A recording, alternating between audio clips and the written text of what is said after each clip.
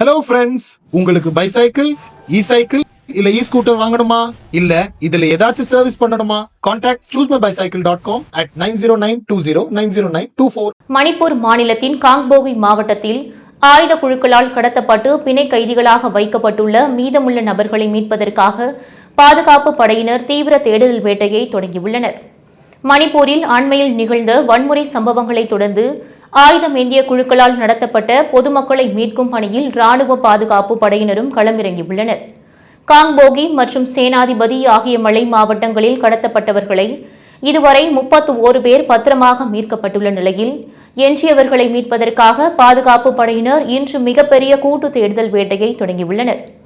காங்போகி மாவட்டத்தின் லெய்னோன் வைபே மற்றும் கராங் வைபே கிராமங்களின் வடமேற்கு பகுதியில் பாதுகாப்பு படையினர் துப்பாக்கிகளுடன் தீவிர தேடுதல் பணிகளை மேற்கொண்டு வருகின்றனர். சென்ற மே 13ஆம் தேதி காங்போகி பகுதியில் அடையாளம் தெரியாத மர்ம நபர்கள் நடத்திய துப்பாக்கிச் சூட்டில் 3 தேவாலய தலைவர்கள் உட்பட 4 பேர் கொல்லப்பட்டனர். இதனைத் தொடர்ந்து குக்கி, நாகா ஆகிய இரு சமூகங்களைச் சேர்ந்த சுமார் 38க்கும் மேற்பட்ட மக்கள் ஆயுத குழுக்களால் கடத்தப்பட்டு ரகசிய இடங்களில் அடைத்து வைக்கப்பட்டனர். இதனால் அப்பகுதியில் பெரும் பதற்றம் நிலவியது. அரசு அதிகாரிகள், பாதுகாப்பு படையினர் மற்றும் உள்ளூர் சிவில் சமூக அமைப்புகள் மேற்கொண்ட தொடர் பேச்சுவார்த்தைகளின் பலனாக மே 14 மற்றும் 15 ஆகிய தேதிகளில் முதற்கட்டமாக 31 பிணை கைதிகள் பாதுகாப்பாக விடுவிக்கப்பட்டனர்.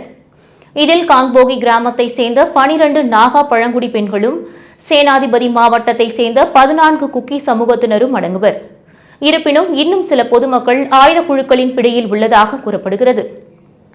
இந்நிலையில் கடத்தப்பட்ட தங்களது சமூகத்தை சேர்ந்த 6 பேரையும் உடனடியாக விடுவிக்க கோரி நாகா கவுன்சில் அமைப்பு தேசிய நெடுஞ்சாலைகள் 2 மற்றும் 37 மாவட்டங்களுக்கு இடையேயான பொருளாதார தடையை அமல்படுத்தியுள்ளது.